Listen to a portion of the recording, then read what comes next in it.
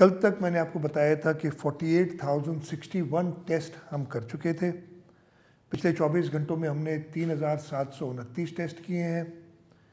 इस तरीके से टोटल टेस्ट की तादाद 51,790 यानी 51,790। कल तक 5,291 लोग इन्फेक्टेड थे। पिछले 24 घंटों में 404 लोग मज़ीद इन्फेक्ट हुए हैं, यानी जो हमने 3,729 टेस्ट किए हैं उसमें 404 पॉजिटिव आए हैं। और इस तरीके से टोटल तादाद इन्फेक्टेड लोगों की सूबा सिंध में 5,695 हो गई है।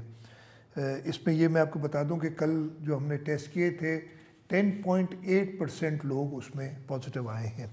इस वक्त तक टोटल क्योर होने वाले की तादाद 1,169 है, 1,969। और पिछले 24 घंटों में 208 अफराद इस वबा से क्योर हुए। पिछले 24 घंटों में 8 अफराद अपनी ज़िंदगी गंवा चुके हैं इस वबा से। इस तरीके से टोटल तादाद जो लोग वफ़ात पा चुके हैं 26 अप्रैल या पहली डेथ हमारे पास सूबा सिंध में 19 मार्च को हुई थी, उससे आज तक उनकी टोटल तादाद 100 हो गई। आज हम 3 डिजिट्स में आ गए हैं।